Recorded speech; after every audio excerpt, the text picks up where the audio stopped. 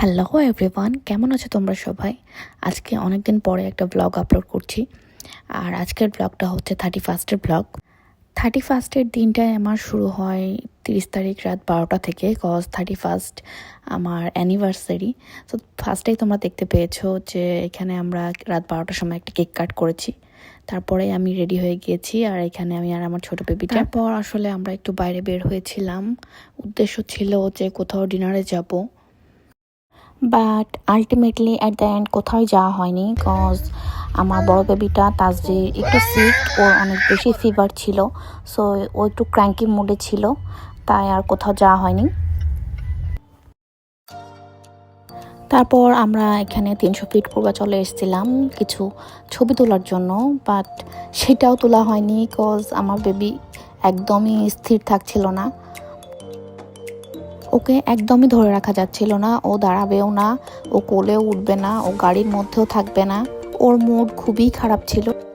এইখানে আমরা একটা ফ্যামিলি ফটো নেওয়ার ট্রাই করছিলাম, বাট আসলে বাবু কোনোভাবেই ছবি তুলতে রাজি না, সো ছবি তুলবেই না। তারপর আলটিমেটলি কোনো ছবি হয়নি, আমাদের একসাথে কোনো পিকচারই হয়নি। ছোট বেবিটা কিছুই বলছিল না, ও খুব ভালো মুডে ছিল, বাট আসলে তাজরির অনেক ক্র্যাঙ্কি মুডে ছিল। আমাদের বড়দেরই শরীর খারাপ থাকলে মুড অনেক খারাপ থাকে, আর ও তো বেবি। তারপর এই তো আমরা আর কোথাও যাইনি, বাসায় ব্যাক করেছি, আর বাসার লবিতেই একটু আবার ট্রাই করলাম যে কোনো ছবি তোলা যায় নাকি, ভালো কোনো ছবি হয় নাকি, বাট আসলে আলটিমেটলি কোনো আমাদের একসাথে পিকচার্সই হয়নি। তোমরা দেখতেই পাচ্ছ ওকে একদমই ধরে রাখা যাচ্ছে না।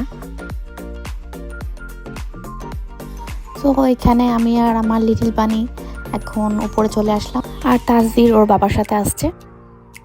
আর উপরে আসার পরেই দেখলাম অমি ভাইয়া, মানে আমার বড় দুলা ভাই, আর ওর ফ্রেন্ড ডন ভাইয়া, ওরা আমাদের জন্য কেক আর ফুল নিয়ে এসেছিলো, কজ আমাদের অ্যানিভার্সারি। অমি ভাইয়া ঢাকাতেই ছিল, তাই আর কি আমাদের জন্য সারপ্রাইজ নিয়ে এসেছিলো। সো থ্যাংক ইউ অমি ভাইয়া আর ডন ভাইয়াকে। তো এইখানে আমি আর আমার হাজব্যান্ড, মানে তোমাদের ভাইয়া আর কি, কেকটা কাট করছিলাম।